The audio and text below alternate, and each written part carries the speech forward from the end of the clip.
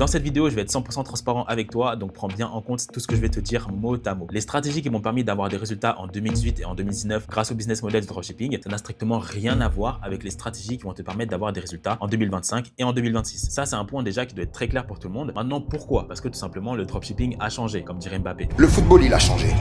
Donc, qu'est-ce qui a fait que le dropshipping change? Déjà, c'est beaucoup parce que c'est devenu mainstream auprès du grand public. C'est-à-dire que nous, quand on a commencé le dropshipping entre 2018 et 2020, c'était un petit peu à la volée, c'était un petit peu caché. Le business n'était pas vraiment connu. Après, quand il y a eu le confinement, ça a tout simplement explosé. Entre 2020 et 2022, voilà, toutes les campagnes d'influenceurs. Couple cherche la recette miracle pour faire fortune. Les médias, ils ont commencé à s'intéresser au sujet. Des gens comme moi, on a dû passer sur TF1 justement pour devoir justifier ce business model-là. Il vit entre Dubaï et ici, à Londres, dans une tour résidentielle luxueuse du quartier d'affaires.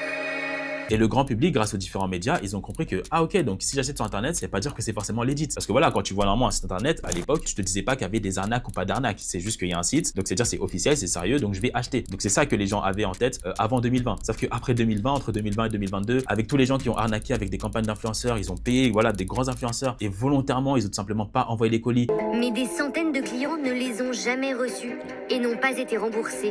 Toutes les personnes qui ont acheté des comptes Stripe à des gens comme vous et qui ont refacturé les clients, d'ailleurs, ne vendez jamais votre compte Stripe parce que sinon vous allez finir en prison parce que la majorité des personnes qui vont en acheter vont tout simplement refacturer les clients que vous avez eu honnêtement. Par exemple, si vous vendez un produit à 20 euros, eux, je sais pas comment ils font, mais ils vont refacturer ces clients-là à 20 euros. Et imagine, tu fais ça à grande échelle, 20 euros fois 1000. Donc voilà, ça fait tout de suite le calcul. Bon, je l'ai pas en tête, le monteur il le mettra, mais ça fait tout de suite des gros chiffres. Donc à cause des arnaques d'influenceurs, à cause de Stripe et aussi à cause des personnes qui ont commencé à faire de la publicité Facebook pour vendre des trottinettes à 5 euros, ils vont avoir des retours sur investissement à 10 et ensuite ils vont venir sur YouTube pour montrer ah ouais, j'ai des ROS de 10. Oui, mais c'est parce que tu vends des trottinettes à 5 euros. Donc à cause de tout ce packaging là, tous ces gens là, maintenant le dropshipping devient plus difficile pour les personnes qui veulent se lancer honnêtement. Ça, c'est une réalité qui est indéniable et quand on est entrepreneur, il faut accepter de regarder la réalité droit dans les yeux. Donc ça, c'est une réalité. Maintenant, est-ce que ça veut dire que ça ne fonctionne plus? Non, ça veut tout simplement dire que ça a changé, ça a évolué. Nous, la manière dont on a commencé le dropshipping, en vrai, c'était à la volée. Sauf que vous ne pouvez plus faire du dropshipping à la volée, vous ne pouvez pas démarrer le dropshipping à la volée. Donc l'idée de cette vidéo, c'est vraiment de vous expliquer donc les stratégies. Donc qu'est-ce qui a changé entre moi quand j'ai démarré le dropshipping et vous quand vous souhaitez démarrer aujourd'hui. Et je vais surtout vous donner donc les stratégies pour avoir des résultats. Donc les différents points qui peuvent tout simplement vous permettre d'exploser vos résultats, votre boutique, afin que vous puissiez réussir via ce business model du dropshipping. Maintenant, je vais vous expliquer les 3 raisons de pourquoi le dropshipping traditionnel avec lequel j'ai eu des résultats en 2018 et 2019 ne sont aujourd'hui plus valables en 2025-2026. La première raison est tout simplement que l'expérience client est devenue non négociable. On va pas se mentir que tous ceux qui sont lancés en dropshipping entre 2017 et 2020, on connaissait pas le mot satisfaction client, on connaissait pas le mot DGCRF, on connaissait pas le mot LTV, c'est-à-dire d'avoir des revenus récurrents par rapport aux clients, on connaissait pas le fait d'avoir des clients récurrents, on connaissait pas le fait tout simplement d'être très exigeant au niveau de la satisfaction client. Ça veut dire qu'avant, pour avoir des résultats, il suffisait juste de trouver un bon produit et après on pouvait mettre en place de la publicité à la volée, un site à la volée et tu avais de gros résultats. Et parfois c'est seulement quand tu commençais à recevoir beaucoup d'emails d'insatisfaction que tu comprenais que ah ok, le produit il est pourri, bon ben il y en a il l'arrêtait, il y en a il l'arrêtait pas. Moi c'est vrai que ça m'est déjà arrivé de faire un testing sur un produit un peu bancal et quand j'ai vu que voilà les gens n'étaient pas contents, ben j'ai tout simplement arrêté de faire la publicité. Et il y a beaucoup de dropshippers qui sont lancés entre 2017 et 2020 qui ont eu un peu ce dilemme là de voilà ah ben, je trouve un produit qui est super intéressant. Au final je vois qu'au bout de 2 semaines je reçois des mails et des mails d'insatisfaction. Donc maintenant qu'est-ce que je fais? Est-ce que j'essaye d'améliorer le produit? Est-ce que je l'arrête ou est-ce que je continue parce que je suis avare et je vais faire toujours plus d'argent? Donc, il faut savoir qu'entre 2017 et 2020, on avait ce choix-là. Sauf que toi, ce choix-là, tu ne peux pas l'avoir. Toi, c'est soit tu as un projet de qualité avec lequel tu vas faire de l'argent, ou soit c'est mort. Tu n'as pas le choix de vendre un produit de qualité parce que si tu vends un produit de mauvaise qualité, Facebook, Stripe et tout, ils ont mis en place tellement de systèmes aujourd'hui pour que tu puisses tout simplement plus le faire. Alors que nous, à l'époque, on avait justement cette possibilité-là. Pour vous donner un exemple concret, Facebook, ils ont mis en place le score de page. Ça signifie que toutes les personnes qui vont acheter sur ma boutique, notamment via le groupe Meta, ils vont recevoir donc une notification au bout de quelques semaines et ils vont pouvoir tout simplement donc noter ma marque e-commerce. Ils vont noter la qualité du produit, ils vont noter la qualité de la livraison, ils vont noter la qualité de la communication et tout ce qui va concerner justement l'expérience client. Donc à l'époque, il n'y avait pas ça. C'est-à-dire que quand il n'y avait pas ça, c'était un peu l'anarchie. Et maintenant qu'il y a ça, toi, tu n'as plus le choix. C'est-à-dire que c'est automatisé, c'est systématisé. Mettre des faux avis, tout ça, ça ne sert plus à rien parce qu'aujourd'hui, ils ont automatisé de sorte à pouvoir recueillir justement les vrais avis des clients. Donc si tu commences à avoir un score de page, par exemple sur Facebook, qui est bidon et qui est mauvais, tout simplement, ta page, elle va être fermée et tu ne pourras plus faire de la publicité. Et ils vont même bloquer ton ordinateur, ils vont bloquer ton ID, ils vont bloquer ton adresse IP. Ça veut dire que voilà, ils savent que lui, c'est un arnaqueur, c'est mort. Il y a des personnes qui habitaient à Dubaï à l'époque et qui habitaient dans une certaine tour et ils pouvaient plus faire de la publicité parce que l'adresse IP était bloquée parce qu'ils savaient que ici c'était le rang des arnaqueurs. Tout ça pour dire que la satisfaction client aujourd'hui est non négociable alors qu'avant ça l'était. À cause de toutes les arnaques et tout ce qui s'est passé, les gens ils ont simplement pris ce business model comme quelque chose de mauvais, notamment dans le marché francophone. La deuxième raison de pourquoi le dropshipping traditionnel est mort, c'est tout simplement parce que le budget pour se lancer, donc les coûts publicitaires, ont tout simplement explosé. En vrai, quand on voulait se lancer en dropshipping, voilà, entre 2017 et 2020, si tu avais un budget voilà, d'une centaine d'euros, c'était bien. Si tu avais un budget entre 300 et 500 euros, c'était très bien parce que les publicités ne coûtaient pas aussi cher qu'aujourd'hui. Par exemple, sur la publicité Facebook, si tu dépensais 20 euros en publicité, tu pouvais avoir de l'impression, c'est-à-dire le nombre de personnes que tu vas toucher. Tu pouvais toucher par exemple 1000 personnes. Sauf qu'aujourd'hui, en 2025-2026, avec ces mêmes 20 euros par exemple, tu vas pouvoir toucher 200 ou 300 personnes. Parce que clairement, aujourd'hui, il faut voir le dropshipping comme de la guerre. Ce n'est pas un jeu. Il y a toujours plus de personnes qui sont lancées dans ce business model. Et il y a toujours plus de personnes qui vont faire de l'e-commerce. Ça veut dire qu'il y a toujours plus de personnes qui dépensent du budget et toujours plus de personnes qui veulent attirer l'attention. Ça veut dire que c'est forcément, ça va coûter plus cher. Donc c'est logique. Plus le temps va passer et plus les publicités vont coûter cher parce qu'il y a toujours plus de personnes qui veulent créer des marques justement via Meta, via Snapchat, via les influenceurs, etc. Même principe, les influenceurs, quand on s'est lancé en 2017-2020, il y avait des gros influenceurs qui coûtaient une centaine d'euros, ça coûtait pas très cher. Aujourd'hui, en 2025-2026, les influenceurs ils sont hors de prix. Au final, ils vont me rapporter très peu de résultats. Ça aussi, je le compte en coût publicitaire parce que les influenceurs, c'est une manière de faire de la publicité. À l'époque, quand on travaillait avec les influenceurs, on savait que le jour 1, on allait rentabiliser. Je vais mettre par exemple 500 euros sur cet influenceur-là et je vais gagner par exemple 5000 euros de chiffre d'affaires. En fait, à l'époque, les influenceurs, c'était vraiment comme les paris sportifs. Il y avait vraiment un peu cette dynamique-là. Sauf qu'aujourd'hui, c'est impossible. Quand tu travailles aujourd'hui avec les influenceurs et encore plus sur le marché français, tu es obligé d'avoir une vision long terme. Tu ne dois pas te dire, OK, je vais prendre par exemple cet influenceur, je vais investir 2000 euros et il faut absolument que je puisse faire 10 000 euros. C'est mort. La majorité des influenceurs avec lesquels tu vas travailler, tu ne seras pas rentable, tu seras difficilement en break-even. Donc, tu vas ni gagner ni perdre d'argent. Donc, déjà, si tu arrives à avoir des influenceurs avec lesquels tu ne perds ni gagnes d'argent, c'est déjà quelque chose de très bien. Aujourd'hui, ça a clairement changé à ce niveau-là. Il faut savoir que 80% des chiffres d'affaires que j'ai réalisés en e-commerce, ça s'est fait via Meta, mais j'ai aussi beaucoup utilisé les influenceurs. Par exemple, j'ai bossé avec Sonia Tev, donc j'ai fait pas mal de campagnes d'influenceurs aussi avec elle. Avec elle, ce qui était bien, c'est que j'étais rentable directement. Elle, c'est une influenceuse qui faisait pas de dropshipping et au moment où j'ai commencé à lancer une vraie marque e-commerce, j'ai pu bosser avec elle parce que justement, je ne faisais plus de dropshipping. J'étais vraiment sur une marque e-commerce. Toujours sur les chaînes de compression parce que j'en parle parce que c'est une marque que j'ai revendue, donc ça me dérange plus. J'ai bossé aussi avec Rim Renon. Donc avec elle, j'étais tout juste en break-even. Donc Sonia Tev, j'avais eu de très bons résultats. Rim Renon, j'étais en break-even, sauf que j'avais réutilisé justement les placements qu'elle m'avait fait en publicité Facebook et ça m'a permis d'avoir de bons résultats. Mais au final, tous ces influenceurs-là, pour vous donner des exemples, ils coûtent beaucoup plus cher que c'était le cas il y a 4 ou 5 ans. Et ensuite, l'un des derniers gros points qui a changé, c'est au niveau du tracking. Donc comment on arrive à vérifier donc les ventes qu'on arrive à avoir, les visiteurs sur notre site et tout cet aspect-là, chiffres. Dans tous les cas, quand on fait du business, il faut absolument pouvoir maîtriser ses chiffres, maîtriser ses coûts, maîtriser ses ventes. Si tu fais pas ça, tu n'es tout simplement pas un chef d'entreprise. Si tu sais pas combien tu as gagné cette année, si tu sais pas combien tu as gagné ces 3 derniers mois, ces derniers mois, en fait, tu fais pas le rôle du chef d'entreprise parce qu'un chef d'entreprise doit pouvoir maîtriser ses résultats. Mais le problème, c'est qu'il y a eu une petite guerre entre Apple et Facebook. Ça fait que à l'époque, on avait vraiment la possibilité de pouvoir cibler facilement toutes les personnes qui vont par exemple utiliser un iPhone, etc. Mais sauf qu'aujourd'hui, toutes les personnes qui vont par exemple acheter un iPhone, dès lors qu'ils vont se connecter sur Facebook, donc Apple va demander souhaitez-vous donc donner le libre accès au fait que des gens comme nous qui allons faire la publicité puissent pouvoir avoir accès aux données. La majorité des personnes y vont maintenant parce qu'une personne n'a aucun intérêt à transmettre ces données comme ça. Ça a été vraiment quelque chose de game changer parce que avant, par exemple, quand je faisais 10 ventes sur Shopify, je voyais 10 ventes sur Facebook. Sauf que maintenant, quand on fait 10 ventes sur Shopify, on peut voir 3 à 4 ventes sur Facebook. Donc aujourd'hui, il y a différentes manières d'y remédier, mais c'est vrai que la manière dont avant c'était vraiment accurate, c'était vraiment précis de pouvoir analyser ces ventes-là. Mais aujourd'hui, ce n'est plus le cas parce que justement, il y a un peu une guerre des données, une guerre des réseaux entre les géants, justement Apple, Facebook et tous les autres. Ça fait qu'on ne peut plus cibler aussi facilement les gens que c'était le cas parce qu'aujourd'hui, il y en a, ils ont la possibilité de dire non, je ne vais pas être ciblé via des publicités, alors qu'avant, en 2007, 2008, 2019, ce n'était tout simplement pas possible. Et le problème avec ça, c'est que si tu fais du business à l'aveugle, tu fais pas du business, tu fais juste des plans sous un peu à la volée parce que pour pouvoir piloter, prendre des bonnes décisions par rapport à ton business, il faut absolument que tu maîtrises tes ventes, tes coûts et tout le nécessaire. Après, aujourd'hui, il y a des choses pour y remédier que j'expliquerai un petit peu plus tard dans cette vidéo. Ça, c'est vraiment les 3 gros points qui ont changé par rapport à moi qui me suis lancé en 2018-2019 et vous qui allez essayer d'avoir des résultats en 2025-2026. Maintenant qu'on a évoqué les problématiques, c'est très bien, mais je vais vous expliquer maintenant qu'est-ce qu'il faut faire pour avoir des résultats en 2025 et 2026 parce qu'encore une fois, ça n'a rien à voir avec ce qu'on pouvait faire par le passé. Donc, le premier point que toi, tu dois mettre en place pour avoir des résultats en 2025-2026, c'est de pas sélectionner des produits à la volée, mais de mettre en place une vraie marque et de rester positionné sur une seule niche. Donc ça, c'est le point vraiment qui est le plus important pour avoir des résultats aujourd'hui. C'est quelque chose que je ne faisais pas entre 2018 et 2020 parce que comme j'expliquais, donc le dropshipping a changé, mais sauf qu'aujourd'hui, c'est non négociable. Moi, ce truc-là de vraiment rester positionné sur une niche et tout, j'ai commencé à faire ça que 2-3 ans plus tard, après que je me sois lancé en e-commerce. La première vraie marque que j'ai créée, c'est la marque de chaussettes de compression avec laquelle je fais plus de 5 millions d'euros de chiffre d'affaires. Lylin, c'est l'unique chaussette de contention qui vous protège avec style. Alors ne choisissez plus entre l'efficacité et le plaisir. Des jambes agiles, un confort en toutes circonstances et pour un prix qui ne s'envole pas. Facilitez votre quotidien maintenant. Comme je dis, je travaille avec les plus gros influenceurs juste ici. J'ai dépensé des publicités, je payais une seule publicité plus de 3000 euros. J'avais des factures de 20 000 euros pour des publicités pour vous dire à quel point la boutique elle tournait très bien. Ensuite, j'ai revendu la base de données. Mais tout ça pour vous dire qu'au final, parmi les boutiques où j'ai eu le plus de résultats, c'était que à partir du moment où je créais des vraies marques. Donc ça a commencé plus à partir de 2021-2022. Avant ça, je créais des boutiques un peu à la volée, donc je faisais du cash flow, je faisais des résultats. La première boutique qui m'a permis de m'expatrier de France à Londres, c'est les sandales orthopédiques avec lesquelles j'ai fait plus d'1 million d'euros de chiffre d'affaires. Donc ça, c'est très clair. Après, la boutique, elle marchait plus trop parce que déjà, il y avait trop de compétition. Ça aussi, ça fait toujours partie de ce point-là quand on dit de créer une vraie marque, parce que quand tu as trop de compétition, il y a trop de gens qui te copient et tout, tout simplement, ta boutique, elle va arrêter de fonctionner. Je me suis expatrié en juin 2020. Ensuite, quand je suis arrivé à Londres, donc la boutique de sandales orthopédiques a commencé à moins bien marcher parce que déjà, les sandales, ça fonctionne principalement que l'été. Et en plus de ça, tout le monde me copiait. Il faut savoir que sur l'année 2020-2021, il y avait un logiciel de produit qui s'appelait AdSpy. Et à ce moment-là, quasiment tous les produits où il y avait le plus de publicité, c'était mes boutiques. Pour trouver mes boutiques, à l'époque, c'était trop facile parce que tu avais juste à voir qu'est-ce qui fonctionne le mieux sur AdSpy. C'était quasiment à 100% mes boutiques. Donc les sandales orthopédiques, etc.,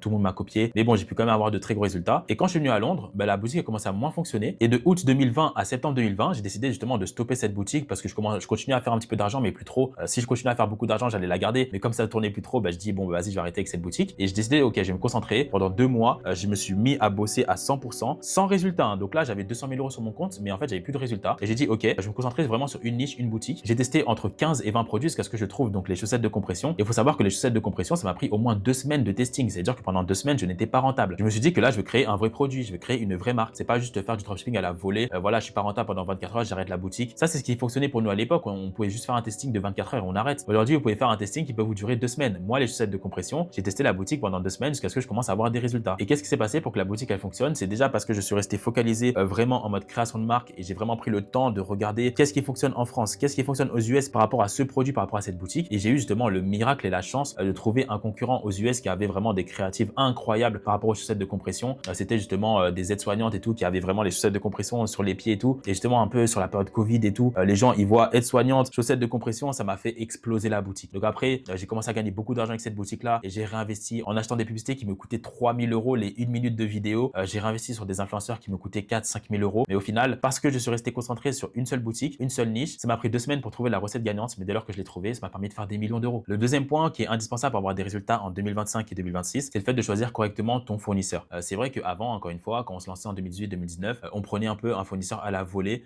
Tant qu'il livrait les clients, c'était l'essentiel. On n'allait pas regarder vraiment la qualité du produit. On n'allait pas regarder si le packaging il ressemblait à un sac poubelle. Regardez pas s'il y avait des écritures chinoises. C'est seulement qu'on avait des feedbacks en email que là on commençait à se réveiller et se dire ouais ok, faut s'alarmer, faut changer les choses. Et encore, il y a certains dropshippers à cette époque-là, ils n'avaient même pas d'email. Donc eux, tout ce qui comptait, c'est profit, je fais tant de chiffres d'affaires, tant de résultats, pas d'email, je m'en fous. Même si les clients ils reçoivent le produit via un sac poubelle, tant que je fais de l'argent, ça me va. Donc ça, c'est la mentalité vraiment de la majorité des personnes qui se lançaient entre 2018 et 2020. Mais à nouveau, vous, c'est non négociable, vous ne pouvez pas faire ça. L'idée, c'est vraiment de créer une vraie marque, d'avoir quelque chose qui fonctionne. Il faut savoir qu'avec le produit sandales orthopédiques, j'ai fait plus d'1 million d'euros, mais au final, j'ai jamais touché le produit. Je n'ai jamais commandé le produit. Donc après, j'ai pu vérifier avec le fournisseur que le produit était qualitatif, mais moi, j'ai jamais pris le temps vraiment à commander le produit. C'est vraiment à partir de quand j'ai commencé à lancer ma vraie marque de chaussettes de compression en fin 2020 que là, je me suis dit bon, ok, je vais commander le produit, on va bien vérifier que tout soit carré. Et c'est vraiment dans ces eaux-là que l'industrie du e-commerce a commencé à changer. Donc c'est pour ça que c'est vraiment important que vous, dès maintenant, vous commencez à prendre ce réflexe-là. Si vous devez commander le produit, commandez-le. Si vous le commandez pas, c'est pas grave, vous demandez à l'agent de pouvoir tester et vérifier la qualité. Et surtout, ne prenez pas un fournisseur à la volée parce que le plus important, c'est pas seulement qu'il livre le client pour dire que vous n'êtes pas un arnaqueur, mais c'est que vous ayez une vraie bonne satisfaction client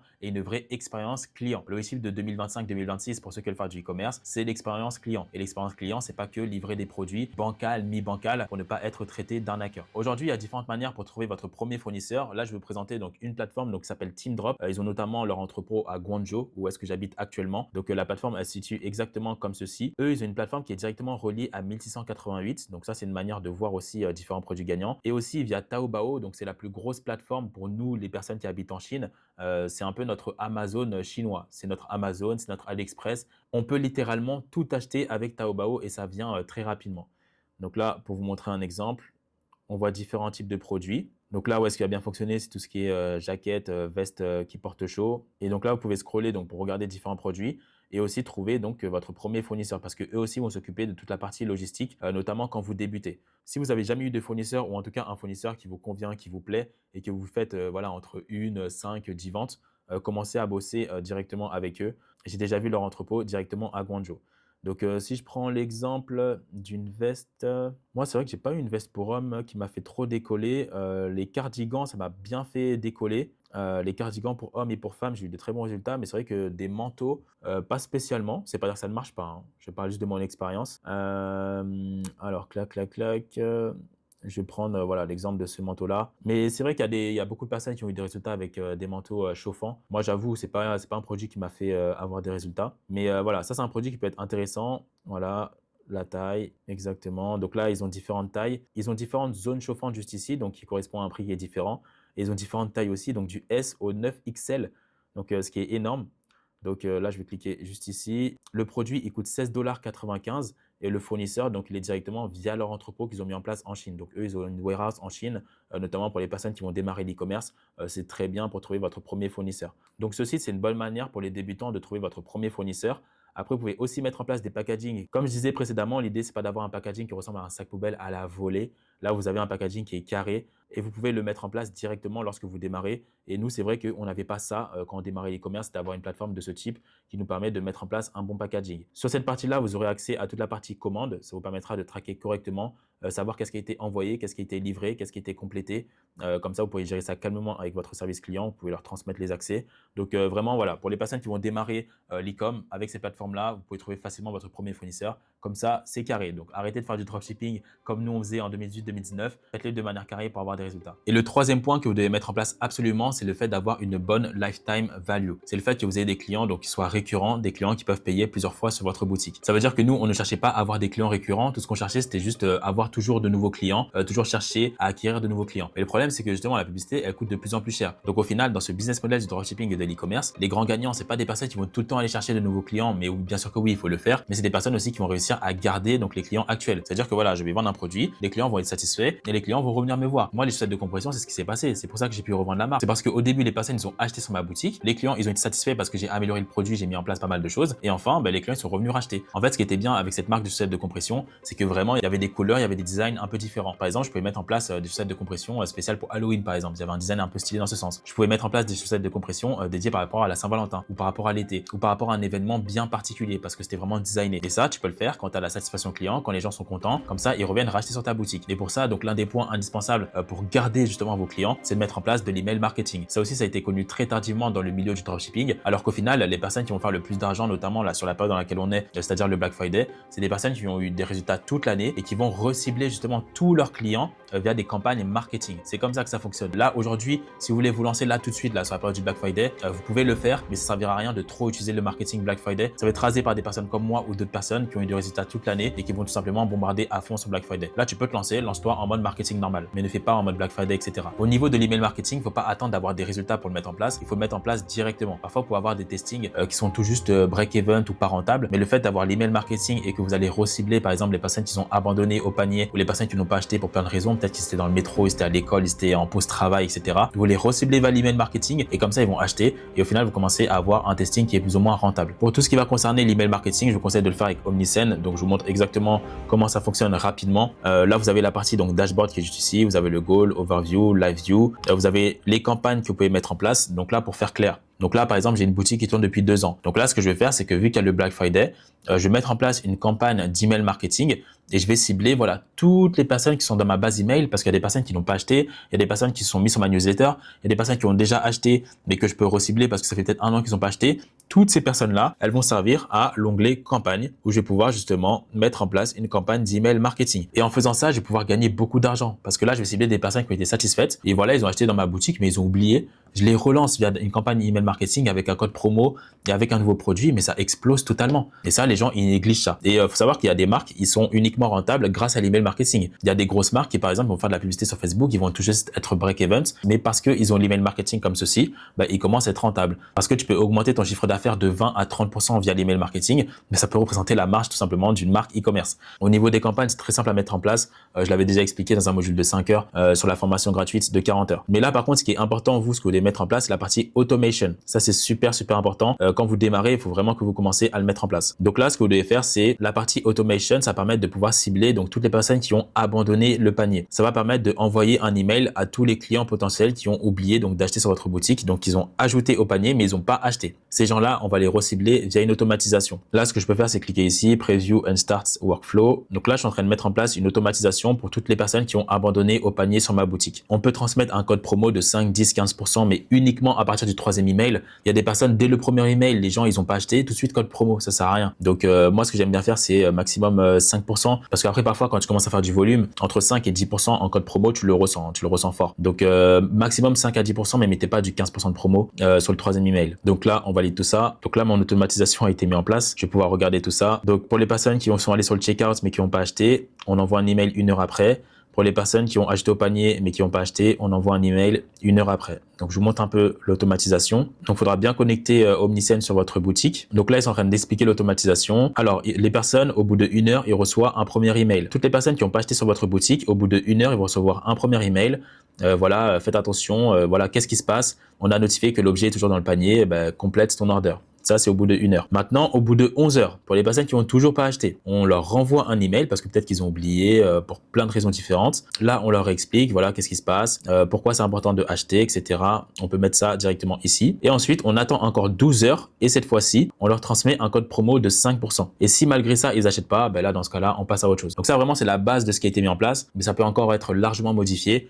Vous pouvez modifier là tout ça directement ici et demander à ChatGPT de mettre en place ces modifications-là. Donc ça, c'est important de les mettre en place dès le départ et comme ça vous évite simplement de laisser de l'argent par terre et de pouvoir recibler les personnes qui devaient acheter sur votre boutique. Voilà, concernant cette vidéo, j'ai vraiment évoqué ce que vous devez savoir là dans l'immédiat pour avoir des résultats en e-commerce. Le dropshipping, c'est pas que ça ne fonctionne plus, c'est juste que oui, la manière de faire du dropshipping à l'époque 2017, 2018, 2019, ça n'a strictement rien à voir avec le fait d'avoir des résultats en 2025, 2026. Arrêtez de prendre ce business-là comme un jeu, c'est un vrai business qui peut vous permettre d'avoir des résultats. Donc pour les personnes qui sont vraiment motivées, qui sont prêts à passer à l'action, pas les rêveurs et qui pensent qu'ils vont devenir millionnaires en l'espace de quelques jours, j'ai mis en place un nouveau programme d'accompagnement avec une garantie qui est très simple. On vous aide à atteindre la barre des 5 000 € par mois en l'espace de 3 mois ou sinon on vous rembourse. Bien évidemment, si vous mettez en application l'ensemble des stratégies qu'on explique dans ce programme d'accompagnement. Comme moi, je me suis expatrié en Chine il y a quelques mois, j'ai aujourd'hui donc toutes les stratégies qui fonctionnent très bien et qui permet aussi de pouvoir créer une vraie marque. Comme j'ai dit, produit de qualité, packaging, délai de livraison, c'est pour ça que je suis en Chine, pour pouvoir gérer tout ça, que ce soit pour mes propres boutiques ou celles de mes élèves. Pour pouvoir rejoindre cet accompagnement, vous avez le premier lien en description qui peut vous permettre directement de rejoindre sans passer par un appel. Ou si vous avez besoin de passer un appel, vous pouvez le faire directement